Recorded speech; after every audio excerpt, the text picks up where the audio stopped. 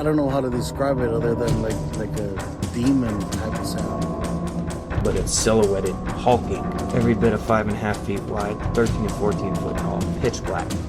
The one thing that ran through my mind when I had this encounter was I don't have a big enough gun. Your host, two-time witness and field researcher for more than 40 years, William Jevning. Welcome to Creek Devil. Canadians are a little less apprehensive to talk about the subject of Bigfoot than your counterparts down here are. Less paranoid. So growing up, how was the subject treated? Well, like I said to you earlier, my dad's a park ranger, so I grew up kind of in the provincial park system and stuff like that. And my dad had actually done a paper on Sasquatch when he was in school for the forestry school. And so he had like, I think it was the Patterson Gimlin book laying around the house and a couple other books on Sasquatch. So I had, considered it and watched the documentaries and really hadn't really thought too much about it really as a kid, but, just grew up out in the woods, and my dad was an open-minded guy that obviously had considered it, so. Now, you told me once before, he sort of is an expert in his field. He handles all the bad bears. Yeah, he's the problem wildlife manager, and as well does all the search and rescue. So he's a park ranger or conservation officer in the southern Alberta area and the forest in, I guess it'd be the Elbow sheep area, and we were in the Spray Lakes area before that. So, yeah, he just retired this year, so I think it was 35 years of search and rescue and wildlife management. So, yeah, he's got lots of knowledge. Now, he's an expert tracker and all that, right? Yeah, search and rescue tracker, for sure. And I recalled from you and I, our conversation we had before, you really impressed me with your knowledge about tracking and wildlife. So, and that's pretty much where you gathered that information from, is that right? Yeah, just secondhand. I mean, I grew up hunting my whole life. We lived in the provincial parks. Hunting was, something that we did every year, and all the time we were out going in the, like looking for grouse and just cruising around. So yeah, hunting, tracking, and like I said, he's got 35 years of search and rescue training as well. And then on top of that, they train their search and rescue personnel to train their search and rescue volunteers. So he's gone to the schools where they train border patrol, and then there's like a tracking school that they actually send the conservation officers off to, and then they use that to train their tracking volunteers. That's fairly impressive. Yeah. So, okay, now let's go ahead and now you'd never had any Bigfoot encounters or anything growing up, is that right? As far as I know, I don't think I had. I mean, there's always, like when you're out in the woods, some weird things happen, especially when you're a kid, you got a big imagination, but Sasquatch as far as I know, I'd never seen anything. Nothing you could really put your finger on. No. So the first time you really noticed anything, how long ago was that? It would have been spring, and I think it would have to have been 2004 or 2003. We were tree planting up in northern British Columbia. We had a contract off of a forestry access road that's a Gundy, and it's off of the Alaska Highway, north of kilometer 101, and between kilometer 120 or mile marker 101 and 127, somewhere in there. But yeah, it's a fairly large, basically wilderness access point for service, oil and gas, logging. Mm-hmm. And then we had a contract that was all heli planting. So we were on, a remote access highway, remote access service road, and then driving out to a launch point and then flying. It was about a 30-minute helicopter ride out to our pieces. So when you're talking remote, Yeah. to the launch areas. Yeah. How many people do you think really go to a place like that? I mean, it's not when we say remote around here, it's like 20 minutes to the nearest. It's one of those funny things where like I really don't know if any other Americans, other Alaskans, really understand the magnitude of the remoteness. It's some of the lowest population densities in the world, and the thing is, even like people aren't living there; they're working there for the most part. Right. You know what I mean? So someone had gone in and logged that block, and someone had built the roads. There's people around, but there's not very many people. That's for sure. Very few and far between. And there's no like settlements or towns. Like the closest settlement is actually a gas station camp called Wanawan, and then there's north of that there's another gas station hotel type thing that's Pink Mountain. So there's nothing around. When you drove to this point where you flew to the helicopters, how long did it take you to get to that? I guess that might give people an idea of just how remote this is. So from Wanawan, we were probably another 45 minutes up the highway, and then off of the highway on the gravel service roads, it was probably another hour to hour and a half, depending on how you drive, to our camp. And then from the camp, we were north another 20 to 25 minutes to the heli staging points, and then, like I said, another 20-minute flight out at least. See, for people who don't know, that's a long distance. When you're talking those driving times just to get to your camp and then to the launch point where you loaded in the helicopters, and you said it was about a 30-minute flight, right? Yeah, a 20 to 30-minute flight. I mean, by the time you're all staged and loaded at 20, somewhere in there. And you can fly a long ways in 20 or 30 minutes. I was with the Air Cavalry in the Army and spent a lot of time on helicopters, so you can fly a long way. Yeah, at least 100 kilometers. Right, right. So everybody should understand this listening.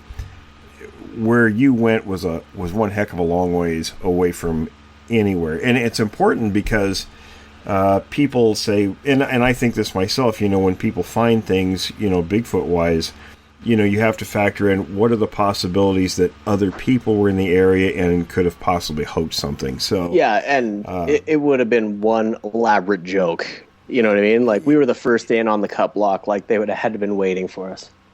Sure, and how would anybody know you were going to go do that? Yeah, I mean, there like the foreman would have been there, you know what I mean? And there's not untold stories of people messing with each other in tree planting camps. So that was my first thought, actually, when I seen the sign. So when you got there, tell us sort of how what you were doing and how that happened, how that whole situation unfolded. So basically, the scenario is they fly you into your cache. So they've established a cache of trees basically hidden under a tarp. And then we've divided the cut blocks into sections.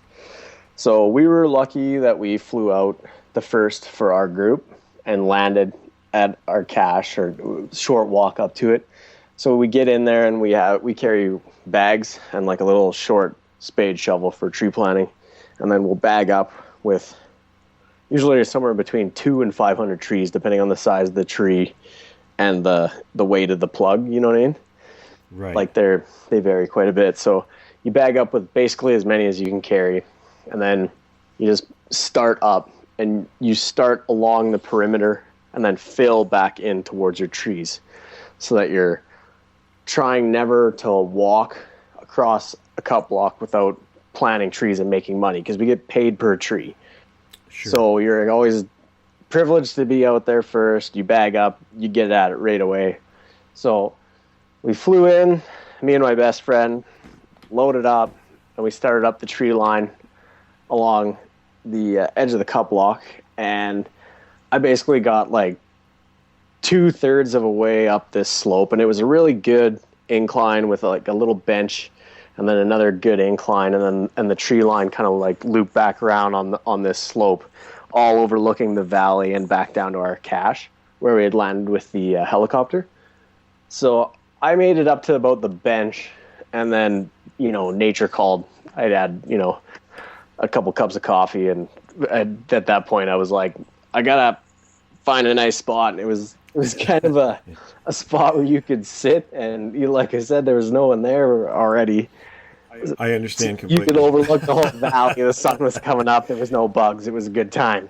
And I just sort of walked off along the bench and came to a spot where there was kind of like a knocked over root ball, like tree, to block me from the whole cut block so nobody could see where I was sitting. And then a nice little, log, good view. And I was just getting ready, drop my bags and digging out my TP. And I looked over, and right in front of the log where I was going to sit down, there was a anthill. Black ants just had brought up this really fine loam, like that, just perfect dirt clay mix right to the top of it. And in the middle of this anthill was stamped like the absolute perfect. It was like flour, the soil, you know what I mean? So The consistency, it right. perfectly took the impression of a track that was about as big as my booted foot, but wider, with barefoot, 5 toes. I could even see like the creases. That's how Sounds maybe like a juvenile, maybe. that is it. Growing up in the bush all the time, I used to walk by and thump them, kick the anthills. Sure. And just as a kid, you just watch the ants run. Yeah, we used to do that Yeah, too. so it was like someone had deliberately walked up and kicked these ants, and then there was absolutely no repairs done to the anthill. The ants were still running around in distress on it. Pretty fresh then. That it was that fresh, like someone had just done this. And then off through the grass, just along the bench, there's the dew kind of on the grass, and you could just see where the vegetation had been laid out in a double pathway, Right. going off up the bench and then into the trees. And So as if there were two individuals? there was Is that what you're definitely saying? two people walking side by side, or two individuals. Yeah, I don't, whatever you want to call it. It kind of makes you wonder. Somebody walking barefoot steps into an anthill. Especially out in the middle of nowhere. There's no kids around here.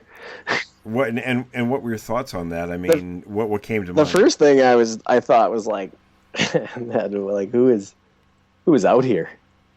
'Cause Right. You look at it, and I was like, I just see the ants looking around or running around on it, and I was like, man, that's fresh.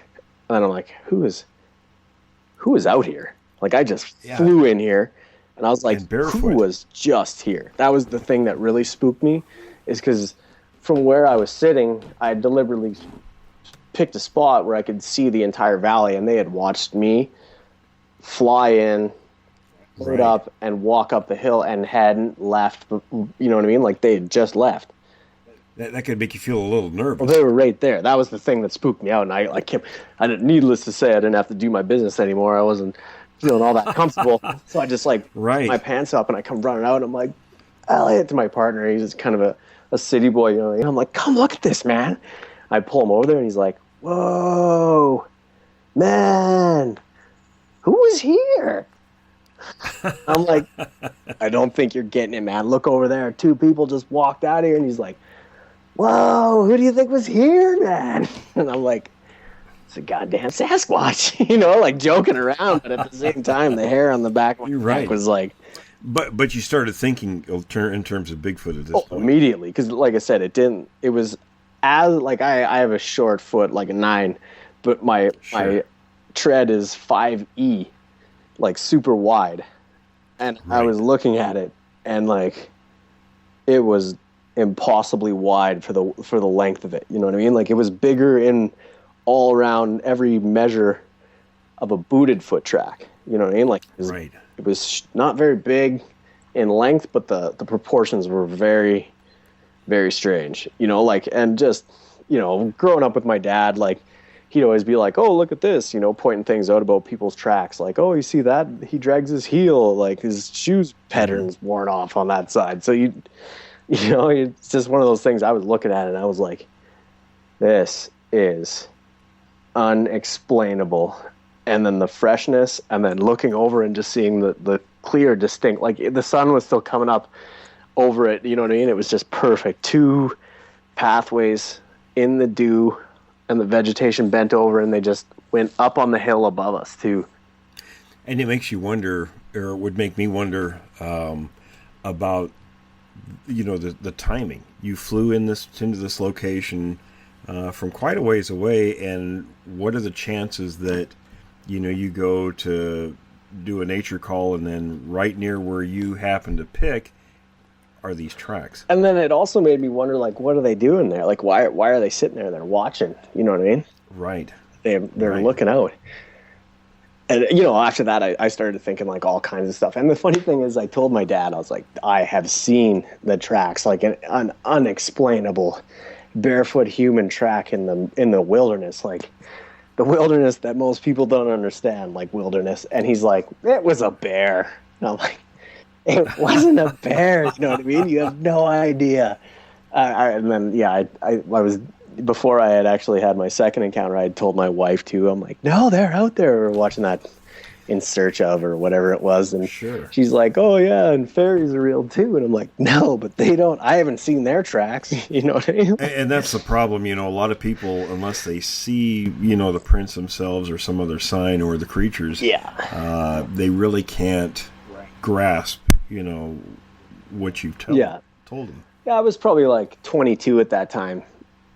Yeah. 21. I would have been 21, somewhere in there. So I, you know, like, maybe, you know, he was like, oh, probably, you know, probably just smoking something out in those tree planting camps and seeing bear tracks or whatever. But I was, you know, when you see something like that, you know, it's just so uncharacteristic of anything else. And it's not like I'm one of those guys that's going to mistake a bear track for. Right, when you've grown up around that and learned animal sign, you know, even people who aren't that knowledgeable, if you've seen bear tracks and you see something that's not bear tracks, I mean, it's really difficult to mistake bear tracks and Sasquatch tracks for each. Yeah, my dad had actually, like, later on we had talked about it, he thought that, like, I don't know, there's 2 different ant species mostly in these forests, the black ants and the red ants, and the red ants cut, like, little twigs and make their nests out of that, where the black ants make their nests out of the soil. He kind of, in his mind, had envisioned like an impression, indistinguishable impression in an anthill made out of twigs, you know, and was like, oh, you were just being paranoid. He didn't realize the clarity that you had. Yeah, it was, like I said, it was the consistency of like cornstarch or like flour, to where like the dermal ridges, the cracks, you could see the, like, this one actually had dermal ridges running like laterally along the foot, along the edge of its foot, like cracks. Right. And it was perfect, like perfectly in the impression. And the ant, like, the track was no less than 20 minutes old, because the ants hadn't even like stopped running around to fix things. They were still running around. Yeah, they rebuild their nest fairly quickly. Yeah, or they start repairing it. You know what I mean? You can see, and in this find of like substrate, you could even see the ant tracks. Oh, you know what I mean? Like, that's how it's like cornstarch. It's so fine. You could see where they had moved around on it. And that's kind of a big thing with people too. If listeners, you know, to help you understand, everybody, you know, has different opinions about footprints. Well, it really depends on the medium that tracks are left in. Yeah, for sure. So, and most often in the forests aren't really great for leaving foot impressions. You see impressions, but never like tracks. Never really clear tracks. Yeah, it's got to be just the right conditions for really, really good prints. So that kind of leads us now, I guess, the next time you had a line of tracks, and was that when you were telling me that you were following a line of tracks and doing that? I guess, I mean, the thing is, like, after that, like I said, I started to just, I fully, truly believed in Sasquatch, because I had seen the tracks. Like, I'm a hunter. When you see sign, there's game.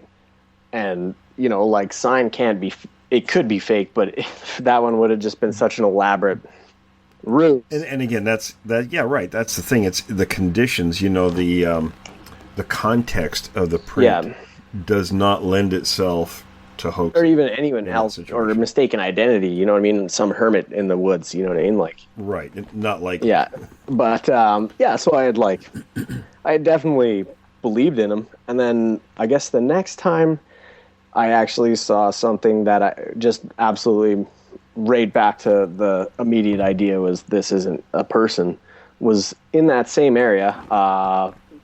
Would have been 2012. I was working in the oil field in that same region along that Wannawan Alaska Highway just north of Pink Mountain, but I was on the west side of the Alaska Highway instead of the east side towards Alberta. So the Alaska Highway just pretty much only road up there. The Gundy Road goes back east towards the Alberta border, and then I was on north of Wannawan. I was on the east side of the road, just drilling. Actually, it was my first oil and gas job up there. So first time I'd actually been back to the region since that summer. 8 years or so, or whatever it was. I can't remember. It would have been almost 10 years since I was there, and I was working nights, so got up and decided to go for a walk in the afternoon, and I didn't have any bear spray or anything like that, so I was just kind of sticking close to the rig and walked away from the rig towards the north and was just walking through the trees, and I just cut a line of tracks running perpendicular to the road, you know what I mean? Like had crossed the road at a right angle. And I knew that there was a pretty big cut block, pretty fresh cut block on the other side, but there was like a riparian zone stream that had kind of come up to that same area. So I'd walked through that area a little bit before, just kind of on the road and around the trees, just stretching my legs and seeing that's kind of where the animals were going through there. So walked through that area, got about, 80 yards away from the oil rig. You could still hear it working in the background, and just cut a line of tracks, bipedal tracks, looked like booted feet in the duff moss. You could just see in that really perfect, underneath the pine forest, there's really not much that grows. Just that big blank duff and some, Labrador tea and things like that. It's kind of a boggy area. So come away from the rig, and there's a bipedal line of tracks just cutting, parallel to the rig site off of the road. So I just turned around and followed. I was bored, had nothing else to do. And, my immediate first thought was, it's one of those Frenchmen picking mushrooms. I don't know why I think Frenchmen, but for a lot of part, they're the ones that are up there picking mushrooms, you know what I mean? But, and I had thought that because I was following his tracks, and I could see he had plucked one of the, I don't know what they're called. I didn't even know they were edible, to tell you the truth, but they're like a brown woody mushroom, and you could see the hole that it left in the duff moss, like where the mushroom stem was and the mycelium were before. And I'd seen that they were up and about. Right. And you know what I mean? Like I said, I didn't even know they were an edible mushroom, but you could see that he had picked one out. So I was like, it's one of those Frenchmen picking mushrooms.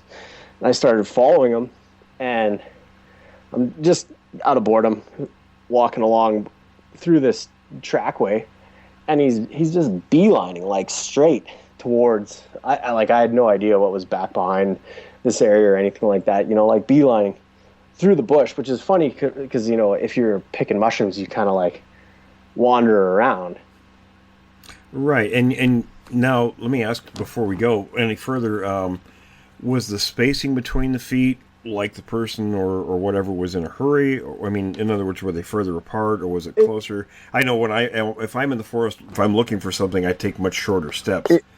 Because I'm looking around and yeah, you're 100% right on that. It was kind of strange because you could see that they were like moving, like I was walking in their steps, and it was like a good stride. Like you would have had to been, like I said, beelining for something, but then stopped and picked a mushroom.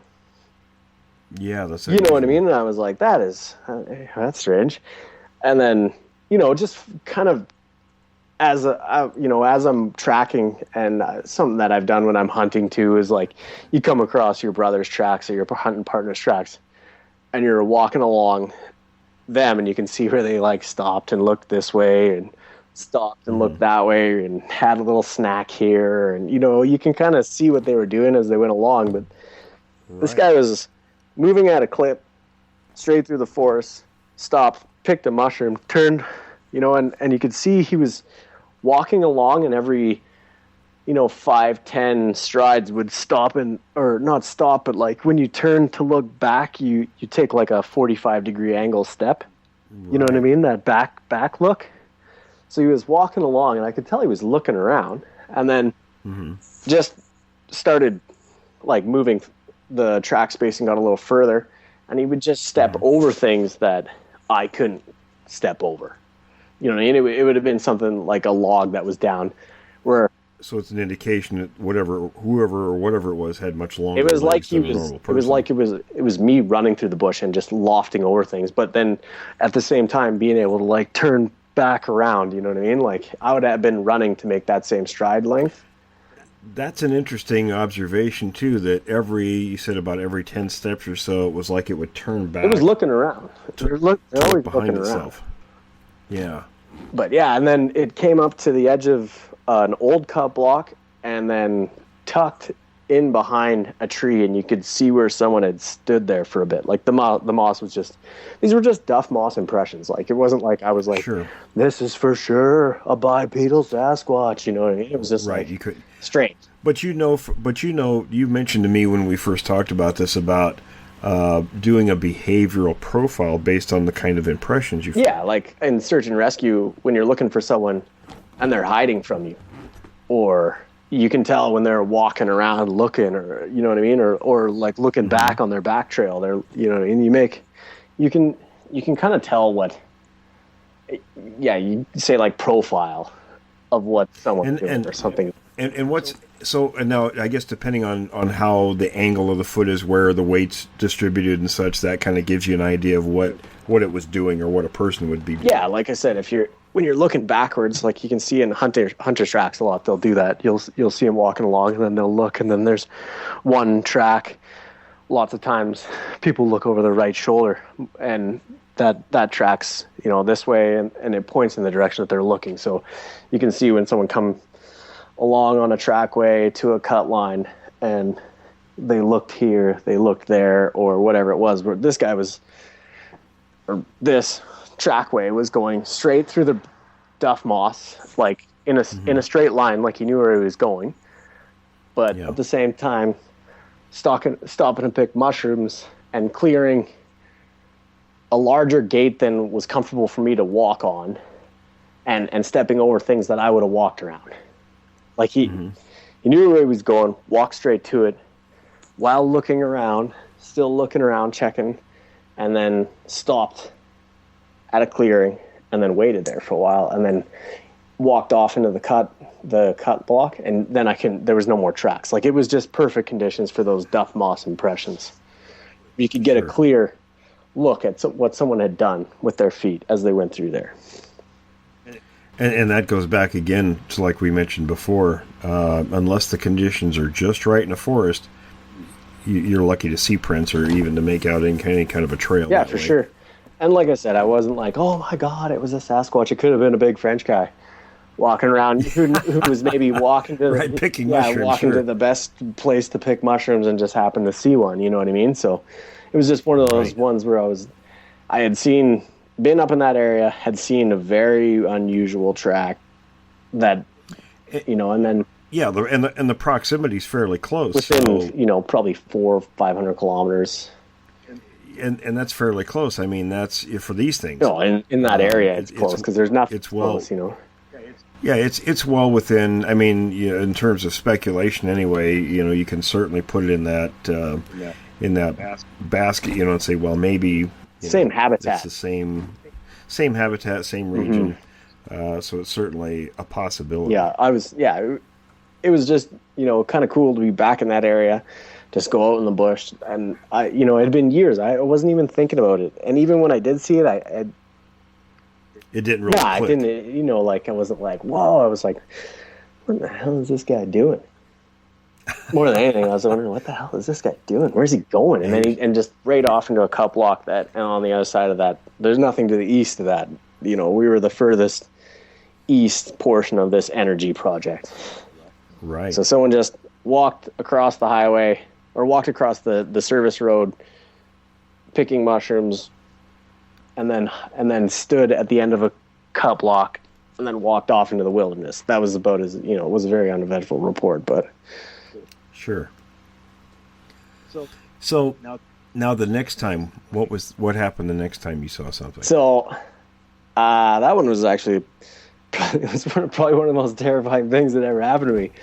I had gone back up to the same area. We're drilling on the same area, Alaska Highway, back towards the Gundy Road. We were actually just north of the Gundy Road, that same road that I had been on years before. Mm-hmm. And we're going up to a new energy project. Hadn't worked in that area with that oil company or whatever, so we were just kind of scouting out the area. And I always bring my fly fishing gear and a lot of times my shotgun and some hunting stuff, depending on where we're at.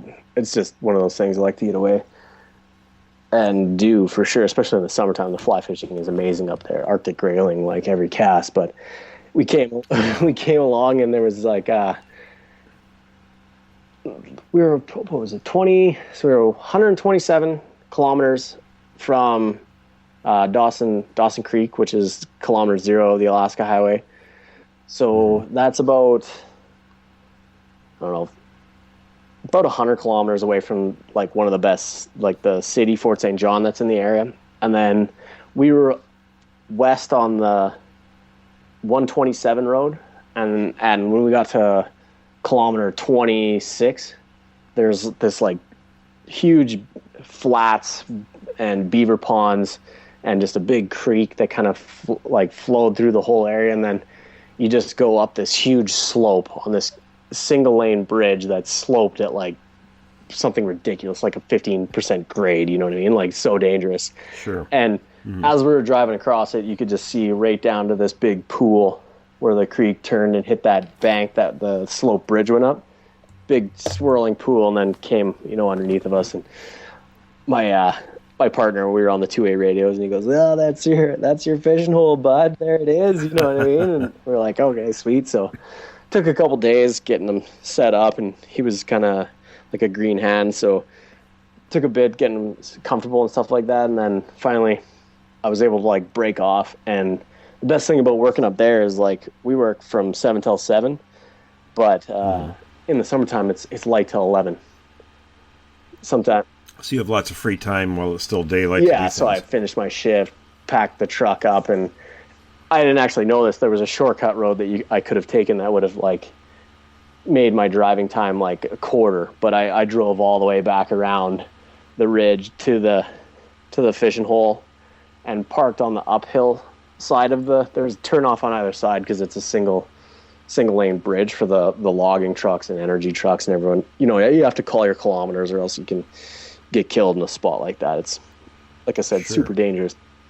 So first time I'd gone down there, so I'd parked on the uphill side, which I think is, in hindsight, the only reason that I had any sort of sighting whatsoever is because I parked in a really funny spot and walked into the whole scene from a completely different path than what most, because there are people, like I said, in the area, and that particular spot, there was a hunter's camp probably another 2-3 kilometers downstream, and then there's an abandoned house. I think it was a hunting camp or something at one point, and it was like a fairly large 2-story place that was just abandoned, no windows in it whatsoever. And I guess that guy had released a bunch of horses into the area.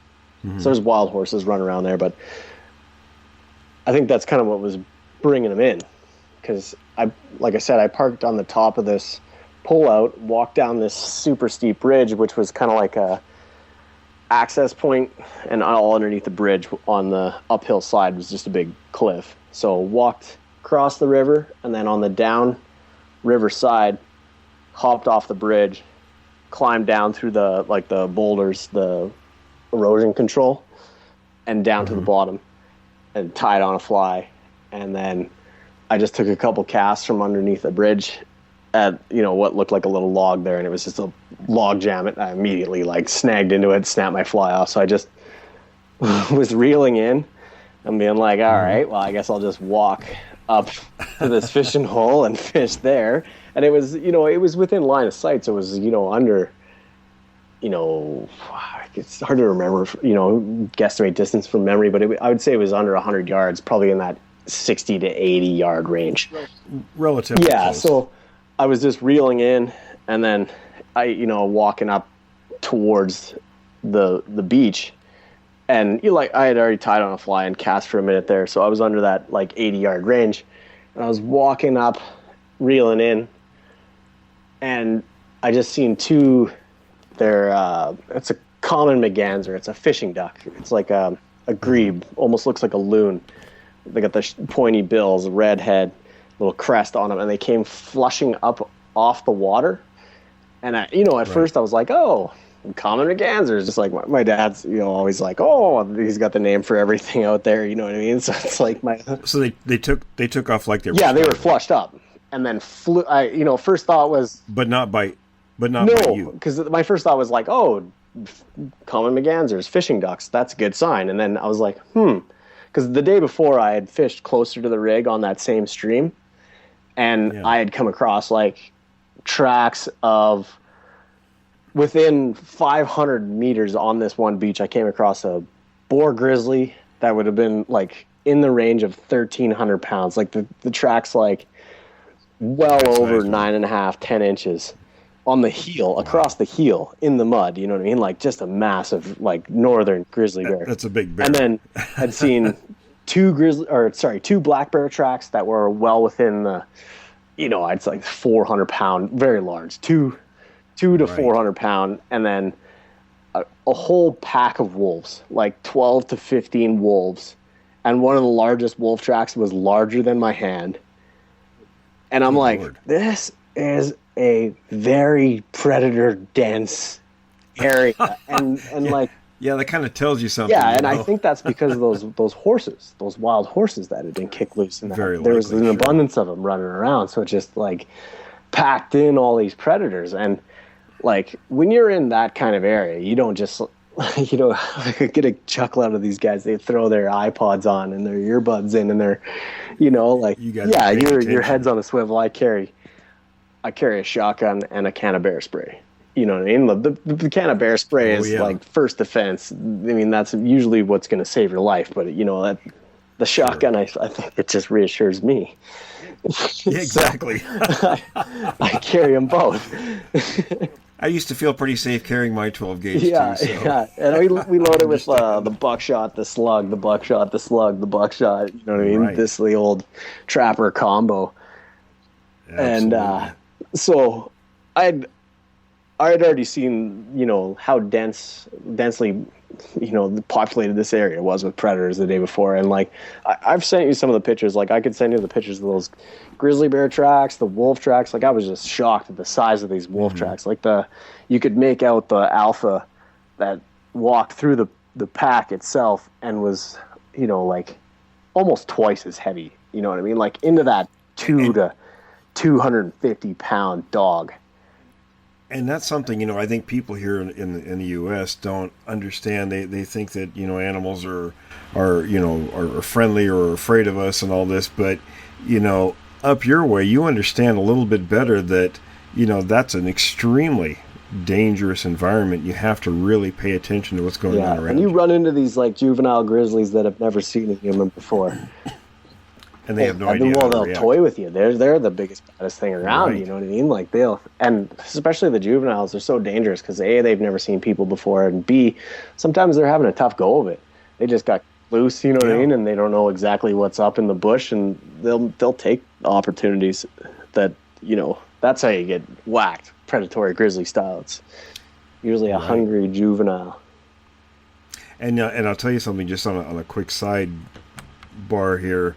With the Sasquatch, it could very well be the same kind of behavior with Oh, juveniles. for sure. Just inexperience, yeah. You know, inexperience. They don't really know what they're doing yet. They have needs, urges, whatever, and they'll do things. So anyway, back to what you. Yeah, I sort of got sidetracked talking about tracks, anyways. Yeah. No, it's very interesting. I think people should understand. Yeah, that. I mean, it sort of just speaks to the reference of the scenario. You know, it's not just like I pulled off the Right. side of a very busy highway and walked out to fly fish and was like, oh my goodness, there's a big human track here.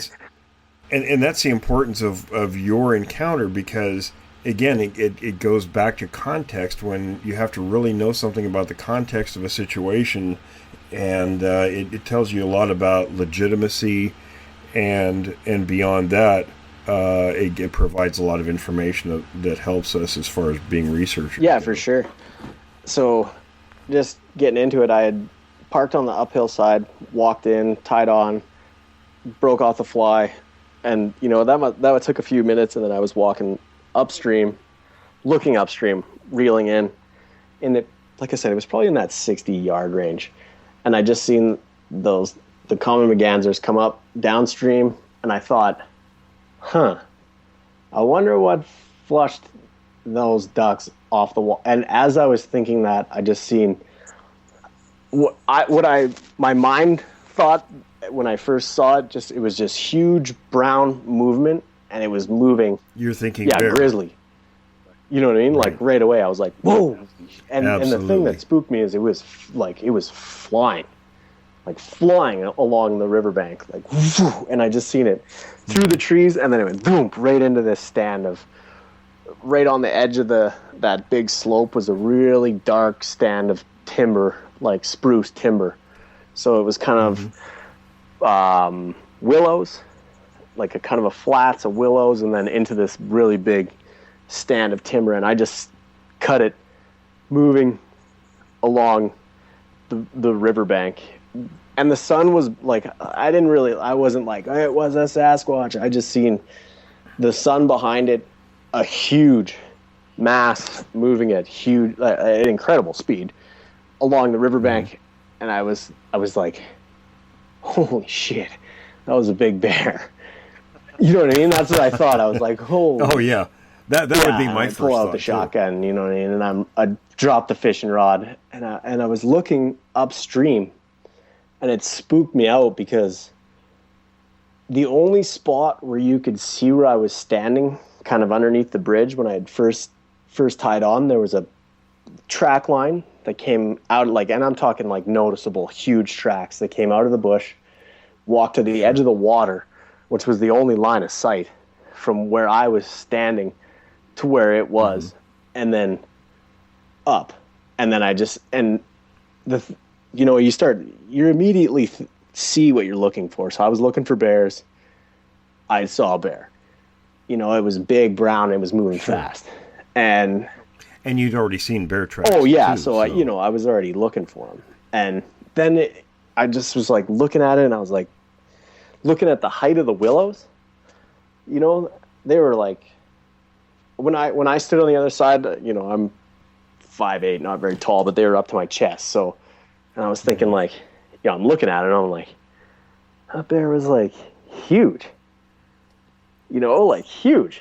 And then I'm looking at the tracks, and I'm just like, man, that doesn't look right. And so I just took the safety off, and I was like, I'm going in there to take a look, because now you know what I mean? I'm like, I'm going in. And I walked up, and they came out of the trees. So to describe like the scene, there was a beach area of sand that I was kind of like walking up towards this bend in the river. But along the outside of the beach was a really thin strip of spruce and pine and brush. And then there was kind of like, I didn't know this at the time, but there was like a ATV track that went along that side of the brush. And on the other side was an opening meadow and a pull-out, actually, where you could see people had pulled out, come into this spot, and clearly fished it before. There was human tracks, and there was horse tracks, and there was ATV tracks, and it went kind of along this beach right to the point where the trees stopped, and the river was, or it was not much more than a creek, you know what I mean? It kind of pinched out, and there was a crossing there, and then the rapids, and then this big pool, and then the stream came down. So it dog-legged right at that spot. So it had come out of this thin strip of trees, walked out to the beach to look down to where I was. It must have heard me or seen me or something. I think it must have heard me. And walked down and looked, and then walked up and around the corner as I was, taking those first few casts, and must have crossed the stream as I broke the fly off and was turned around, and it was running. Because the tracks were so fresh, they were still filling with water. Did it make any noise, vocals, whistling? Nothing at that point. Okay. So I was just like looking at these tracks, and I've showed you the pictures of them. They're unbelievably clear. Dan, I've told people this before. Your pictures are some of the best tracks I've ever seen, and I've been involved in this subject for 43 years at this point, and seen a lot of prints myself. But yours are everybody looks at the Bluff Creek tracks from the 1960s, but I've got to say yours are even better than those. You could see, I have a casting of one of them, and the dermal ridges are in the toe. That's how clear it walked into that silty, sandy mud right up to the edge of the water, from across the gravel through the sand into the water, and it peaked from the water line over the kind of the bank to where I was standing. And that's, I believe, the only reason that it made any of those tracks, because it walked out of where it was perfectly concealed and could have walked down a hard packed track, crossed the creek without anyone knowing it had been there, had someone come in the normal way. Had it not been curious, you would have never known. Or I would have walked right into this sucker, you know what I mean? Had it not seen. Very true. It had, because I know that it had, because it was running, and it flushed those ducks up. And when it flushed those ducks up, man, it covered that gap, that remaining. It was 35, 40 yards from the crossing where it had flushed the ducks up, like the little rapids, and there was the little pool, the start of the pool, and then it ran, about 30 yards, and it covered that, like, man, it was like Usain Bolt, you know what I mean? Like, that's how, like, I don't know how many people have actually seen, like, a full-on boar grizzly run, but they are faster than a racehorse, and it did that kind of fast, like, you know what I mean? Like, it's amazing for a big animal. They're scary, man. They kick up the duff moss behind them when they're running. They do that 0 to racehorse speed in 3 strides. They're amazing. Scary fast, yeah. But it had covered that ground in that kind of time, like you're talking like the 3 second or 2 second 40. You know what I mean? Covering 4.4 is like, what the linebacker, can run it. And this thing's doing it in like 2. That's how fast, like a bear can do it. Racehorse or something, That's amazing. Yeah. And I was just looking at these tracks, and they are clear, like clear as day. You can see where the foot pivoted in the middle, and it looks like someone walking on their hands almost, the way it like grasps the sand. And there's a fold in the middle of the sand, and then in one of the tracks that I took a picture of, you could see the bone impressions of the mid-torsal break, or whatever the Sasquatch researchers want to call this. But it's a joint in the middle of the foot, like a flexion of your knuckles in the middle of the palm of your hand is kind of. And for those listening, if you go back to the Patterson Sasquatch from 1967, it wasn't Bob Titmus. It was Lyle Laverty, who was a Forest Service worker at that time, who took a picture of one of that creature's tracks that has exactly the same bend in the middle. Yeah, but on the one track I'm like was staring at, just in particular, it just struck me as unbelievable, because you could see the toe splay, like the toes spread out, and the mud was squished up between the toes. You could actually see hair imprinted around the fringe of the track on the heel, and the heel was just amazingly wide. And then there's this double dimple, looks like a like a heel impression right dead center of this track. You know what I mean? It was just it. Did you measure the Yeah, tracks? they were 12 inches. You know what I mean? So it could have been like Shaquille O'Neal, the thing that made these tracks was around 500 pounds. And again, that's probably another juvenile like the first track you saw. Yeah, I think they make the juveniles do all the guard work and all the crap work hanging out. Well, exactly, and that's what my research sort of points at, is that the juveniles oftentimes are the sentries. The guys that got to be up all day. Yeah, exactly, while the rest of the gang are hanging out and relaxing, for the night hunt. Yeah, getting ready for your evening horse push in that area. It was just a perfect spot too. Like the wild horses were coming through there on that path through that creek crossing. It was one of the only areas where that creek was really easy to cross because there was a good hard rapids, and most of the area is it's a boggy, peaty, gross area. So that's a good spot for a. For sure. If you're a predator, a perfect choke point. It's like one of those spots that you would hunt. You know what I mean? Right along. And that's probably why you saw the grizzly, black bear, and wolf tracks in the same proximity.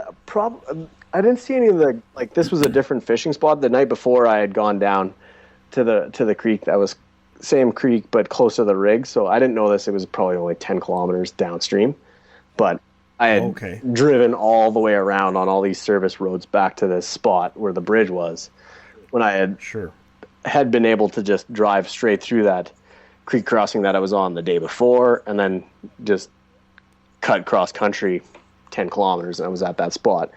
But I learned that afterwards, Well, yeah. Hindsight. But I just so I see these tracks. They came out, and I'm like, this is Sasquatch. You know what I mean? I'm thinking, finally I'm gonna rub this in my dad's face and my. Pretty hard to dissuade anyone from knowing it or thinking otherwise. And like this tracks. One, I was like, I just seen this sucker. You know what I mean? Like I just seen it. You saw the animal itself. I was like, God. I was like, this thing is fast. That's what spooked me. I was like, man, this thing is like fast. And I'm looking at it, it's only like, from the stand of trees that I seen it run into to where I'm standing is across this creek that's no more than 15 yards across. Right. You know what I mean? I'm standing there looking into the spot where I seen this thing running, looking at its tracks. And you were pretty close within, under 20 yards from where, you know what I mean? And I was like, I got to know if that's what I seen running. You know what I mean? So I start following these tracks, and I could see it walked up to the creek, looked downstream at me, and then walked up the path, or up the stream bed along the rocks. You can see it in the sand and the impressions. And then it came to the creek crossing, and you could see literally where it flushed the ducks up, and it crossed the stream and then crossed the opening on the other side, which was 20 feet. And then there was only one wet foot impression in the center of that. Mm-hmm. So it made 10 feet and then up onto the bank. Did you have any impression why it would have just taken off running all of a sudden? Because I was walking upstream and it flushed those ducks. Okay, and that's it was already, you could see it had turned and was walking, sneaking, because there were flat foot impressions, and there was a stick laying on the beach, and this thing set its foot down, almost touching this stick. So it had started, spotted me, and started to sneak away, and then it flushed the ducks, and it must have looked up as I, you know what I mean, and just, poof, and it was only this thing ran, and it covered this 40 yards in, like I said, 2 seconds. You know what I mean? From the time the ducks flew up, all I seen was a flash. So it hopped across the bank and just, there was one flat foot track. It landed in the middle on the round river rocks. There was one wet footprint, boof, right on there. And then there was another one, flat foot track on the bank. With your knowledge of tracking, do you think it was aware of the kind of material it was stepping in other words, trying to be quiet and such? I'm telling you, as a matter of fact, it avoided stepping on that stick. I have a picture of it where it's flat. So it was being stealthy. It didn't want to crack that stick. It was sneaking away. These tracks were flat, total flat foot impressions. And then, you could see where it was like boop, boop, and it walked along this creek bed, and then as soon as it flushed the ducks up, it just hopped off the creek and down the river, man. It was like, poop, gone. And the thing is, it didn't look like nothing because it was flat foot tracks. It wasn't even like, you see where a guy like works himself up to take a big jump. You generally take like a couple small steps, or you know what I mean, or you're jumping off your toes. Like these were like, it was like walking the park for this thing, man. It covered 20 feet, like 2 strides and 20 feet, and it was gone.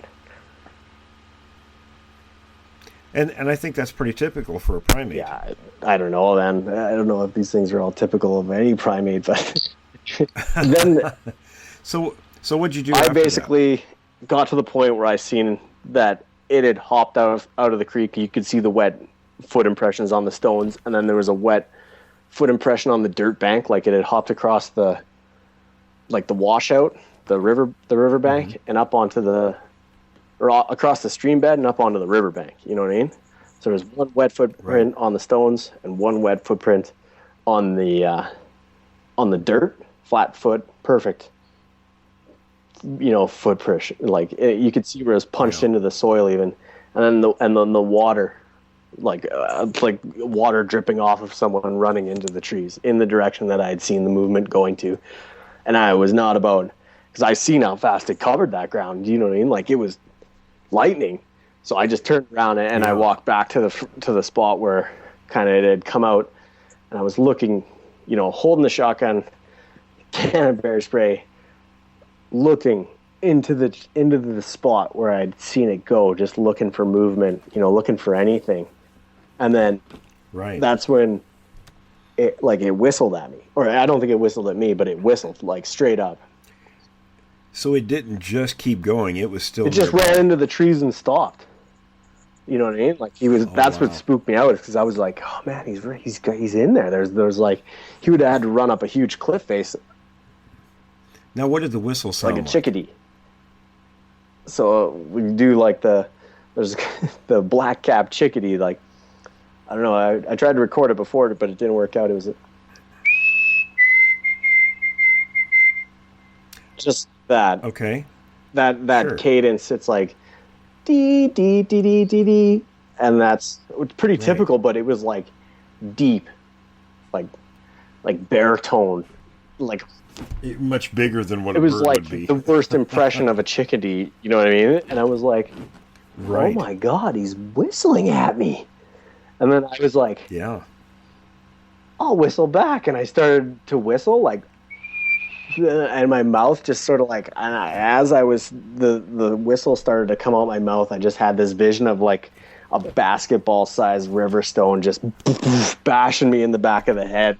This like, that wouldn't be a good thing. Terror, just I don't know what it is. Like I've never felt terrified until that moment. But that's when people were like, "Oh, I was terrified. I didn't know what that meant." You know what I mean? And then I was like, "Yeah, no, I was terrified." Like until you experienced pure it, right? terror. It just crept up from the back of my head, and I ran, like sprinted out of there. And the funny thing was, I think it would have been different had it kept going and you wouldn't have heard anything. But I think the fact that it stopped and was doing something else. Well, and I think that would have scared me. I would just like me and my brother use the chickadee call. Like they go like cheeseburgers or one of their calls. You know what I mean? Right. But we'd always do that one. When you're out hunting, you don't go like, hey, like over here. Right. So we just like that. Right. You're always kind of listening for that kind of thing. And like, it was the exact same type of imitation call, poorly done. Yeah. And then, I was like, he's whistling to me. And then I was like, oh my God, he's whistling to his buddy. You know what I mean? He's probably brought me with a big stone going to bash my head. It wasn't contacting you. It was a contact to one of the I've others. made some tracks. This thing's super on to me. We better split. And right. And see, that's the thing. These things view us as predators. So I'm carrying a shotgun, terrified out of my mind. You know what I mean? Like, Yeah, and that's a very typical behavior with these things. That poor copy of some other animal or some other noise. We hear that a lot. But yeah, it was just too deep. It wasn't a chickadee. Like I'll tell you that for a fact. Right. And my brother, it's so funny. He's like a super big skeptic. He's a professional hunter, basically. He's in New Zealand right now hunting red stag, and he's like, I believe you, up until the point where it whistled at you. That's his breaking point in the whole story. He's like, nope, they wouldn't do that. So I don't know, But they do it. We know they do these things. Now, let me ask you on the tracks, did you count how many of the prints that were actually visible, the good ones? No, I did. Okay, I was just curious, but there were I took a video of it, of the good tracks along the, like, where they came out to the water, walked along the water's edge, and then into the beach stones and sand. And then it was literally like large beach stones and then the river crossing. And then the only thing I seen on the other side, it wasn't like impressions in the mud, or it was wet footprints. Like it had walked through the water and then ran across that. I'll mention real quick that, for those who know about my books, my first book, Notes from the Field Tracking North America Sasquatch, I released a second edition and retired the original version because there were some mistakes in it and some of the graphics I wasn't very happy with. So one of your pictures is on the cover of that now, and it actually is in the inside also. And then I was going to use some of your other pictures for another book. And by the time people are listening to this, that book could be out, Sasquatch Sign and Predatory Behavior, because it's some really good things to look at, because we see a lot of really poor quality things that people call footprints out there. But, again, a lot of times these things don't have context to them, so we don't really know, was it something somebody faked? Yeah. Was it real? We don't know anything. But your situation is one of those, because you're very astute out there, the outdoors, the way you grew up with your father and hunting and everything. So, and then just the location, how far away it is sometimes, and you kind of know what people are doing and what they're not doing in an area. So, and then you saw the creature, and there were all of these particulars. And now you did take some people there also to look at. Yeah, I took them there, and they were like, "Good God!" And that's actually how that there's that one photo that's probably on the cover of your book. That track got trampled by one of the guys who was working with me. I was so choked. He's a newfie, we call him, from Newfoundland, but he gets all fired up. He's, oh my God, bye, and he turned and stepped right in it while he was trying to take a photo of another one. But I got a casting of one of the tracks that was actually right on the edge of the water. It was nowhere even close to as good, but you can see it. It's an amazing casting of a giant footprint, but there's nothing like the one that he stepped on.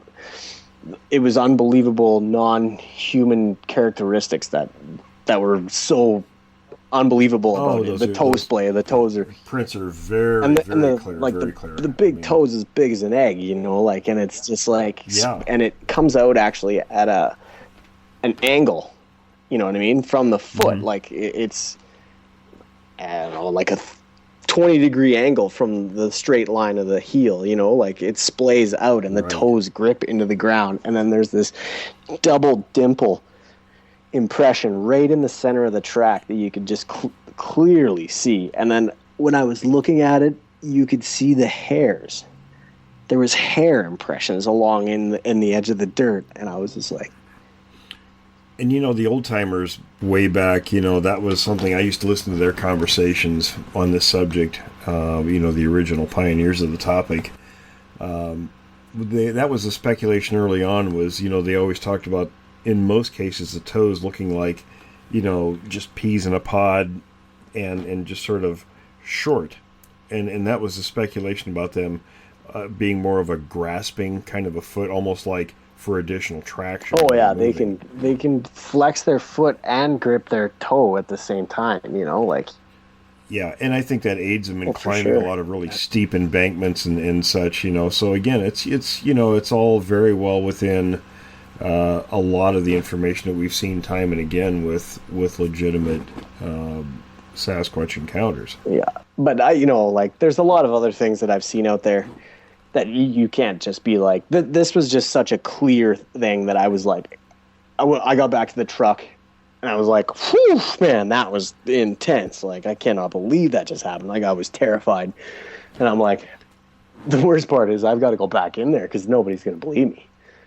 And I got to take this video, and I got to take, and the video that I took is actually funny because I'm like, look at it, and you can see the phone shaking and my voice is shaking, and I'm like, you sent me the video, and it's, but you know, again, you know, when you're in people, and this is a question I get all the time. They're like, well, you know, when you were standing there looking at your first encounter, you were that close to the Sasquatches, you know, how come you don't have more detail or this or that? Or people say, how come you don't get pictures?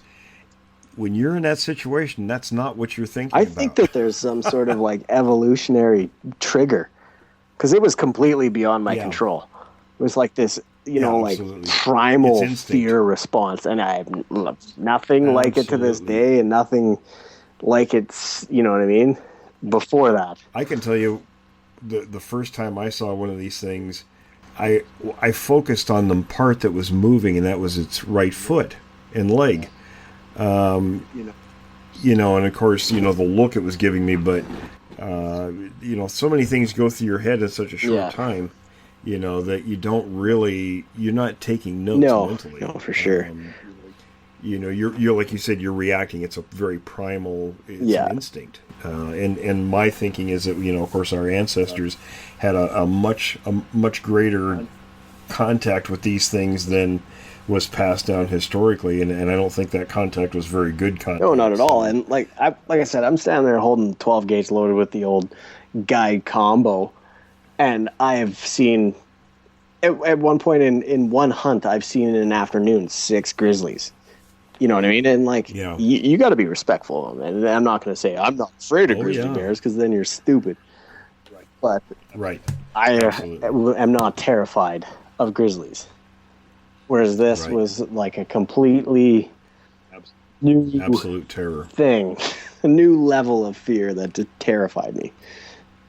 Oh, I totally understand. And then I had like the weird like post-traumatic stress stuff. Like it took me a while to get back out there. And like I do a lot of like solo camping, bivouac, hiking by myself. Sure. And I was having like reoccurring nightmare that a Sasquatch was over top of my tent with a stick. You know what I mean?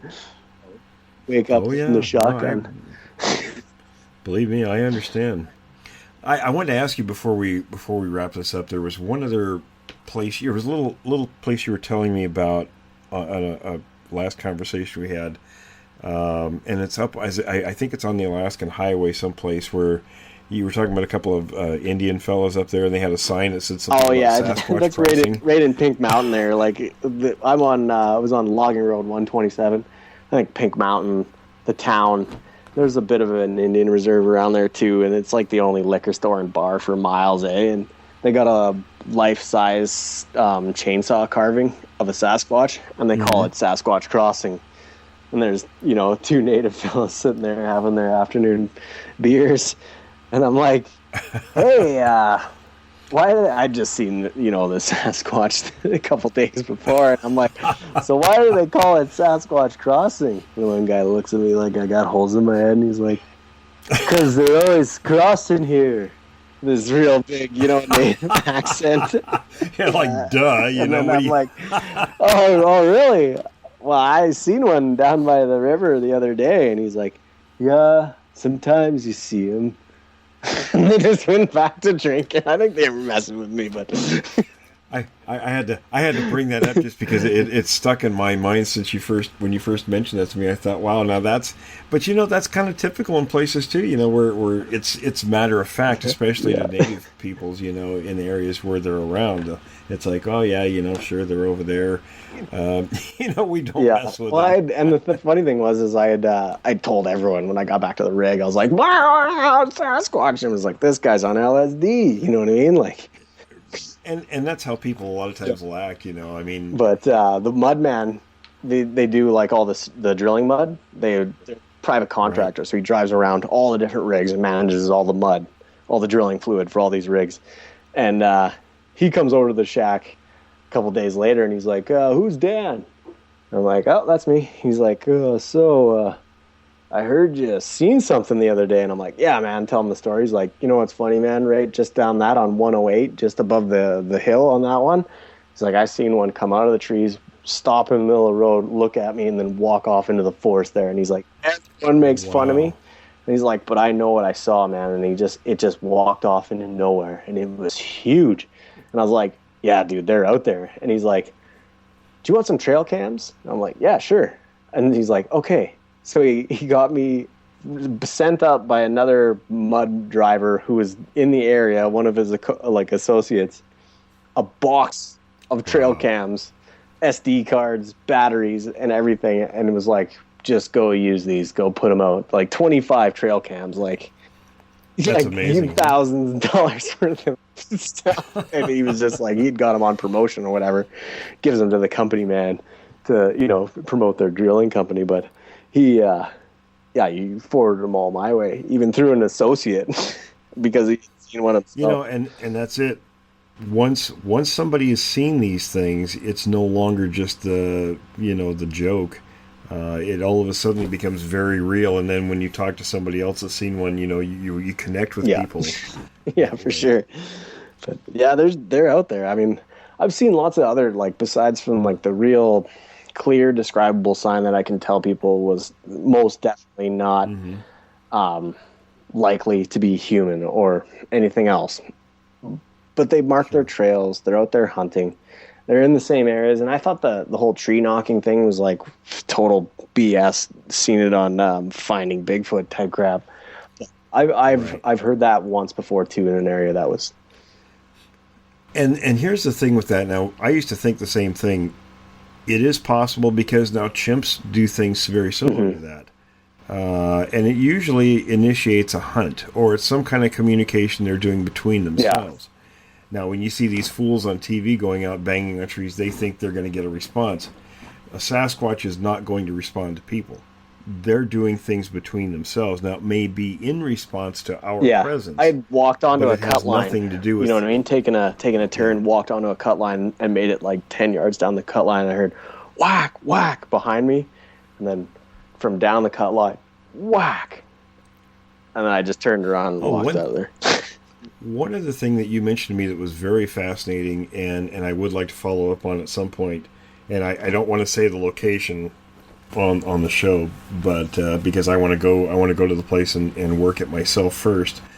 But you were mentioning during our conversation initially, and about in that general area where you had the encounter with this thing, that you saw other sign like the stacked rocks. Yeah, for sure. That's one of those things that you can never say is and tree snaps. They mark the intersections of game trails onto cut lines and other game trails by snapping the twig back towards the game trail. So it's like something that's poking towards you, you notice it because you could poke an eye on it or something, you know what I mean? See, and that's one of those things that Bob Titmus told me years ago, and he had a whole bunch of them in his house, and he dozens of them, where he'd found it in the Bluff Creek area, and I didn't think much about it until, myself, back in 91, we were hiking up in an area in southern Washington. Actually, we hiked deep into this watershed area, and we're about 2,200 feet in elevation up a ridge, and I found a Douglas fir tree, probably a 20-footer, that was snapped in half. 8 feet off the ground, and it was freshly done, and there's absolutely nothing else that could have done. Yeah, you can. I've seen one where you could even still see the bend in it from a thumb, an opposable thumb snapping it. Right. But yeah, and they mark the trails in different ways too. They mark cut lines, they mark roads. I've noticed just in the area around here, something that I've noticed is they'll cross two brows. Snap them off like that and cross them at road crossings. They'll snap them back down towards the trail at cut line crossings and stuff that aren't as much used. And then one of the ones I've seen this fall when I was bear hunting that was unbelievable was just the teepee structure. And they had taken, it was literally two trees pulled down and pulled across the trail in an X, like a big X, that we had to walk underneath of, and then as soon as you looked off the side of the trail, there was a massive, well, I shouldn't say massive, but a good sized, like very, very clear teepee structure folded up. And it wasn't like a bunch of trees that just fall in there. Like, these were stuck through each other. Most of the trees that were there had no stump. They were stuck into the duff moss. And some of them were old and some of them were new. They had been adding to it. You know, just they marked their trails. Pretty fascinating stuff for sure. Well, listen, Dan, we're just about out of time, so I want to say thank you for coming on and talking about your experiences. We'll definitely have to have you for again. Sure. And of course, you're a member of the Jevning research group now. Just joined.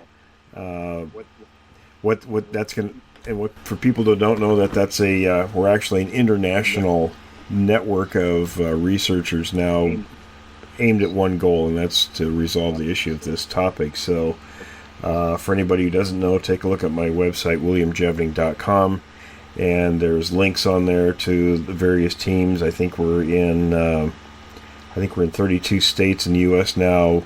We're in England, Australia, Norway, and we're gaining new teams all across Canada. So I'm pretty happy with that, with the new people joining. And it's going to be exciting times. Yeah, no, I'm glad to be part of it. Like I said, I for a long time just didn't even know what to do with, the stuff you're seeing out there. But I just recently started taking, documenting some of it and taking some photos, taking some videos, just because, you're the one that encouraged me. Because like a lot of times, like people are like, oh, so you see a lot of snapped twigs. It's like, but you don't understand, man. Like they're out there. Right. And there's some particular methods. I'm working on the and again, by the time this is out there, where people listening, the whole series might be done. What I put together a series called Bigfoot Fieldwork 101. In each of those segments, there's 10 each, or 10 volumes that kind of teach people how to do field work in this topic and how to collect stuff, because that's one of the biggest problems is people will see things or find really great evidence out there, and there's nothing supporting it in terms of how it was processed, the context, all that stuff. So that's what I'm putting out, and of course we'll make sure you get that information too, so that when you're out there you'll be able to get it all down, so that and actually Tom Carroll, our Northwest Regional Director, he'll be in touch soon, and he's got all that information, so he'll pass that on and help you get oriented as far as collecting data. Yeah, it's interesting for sure. They're definitely it's all about reading the sign too. Like I'm just lucky. It is with my dad and just my upbringing to be able to be at home in the wilderness and be able to spot, just like, what I mean, but someone would see a car upside down on the street. You see some rock just turned out, and it's like, hey, that just happened. That's fresh. Right. The dirt's still moist underneath of it. Whereas most people wouldn't pay attention to that kind of stuff. But it's interesting for sure. Very interesting. All right, Dan. Well, listen, thanks again. And for those of you who want to see Dan's pictures, and I think we may put them on the website, along with your story. But for the time being, they're on Notes from the Field, and then they'll be in the next book. But we'll talk again soon, Dan, after we get you rolling here with the group. And again, thanks for your time. Thanks for listening to this episode of Creek Devil. If you or anyone you know has had an encounter with these creatures, please contact us at williamjevning@yahoo.com. That's William, Jevning, @yahoo.com. All communication is confidential. Join us for another program next week. And until then, keep your eyes open out there.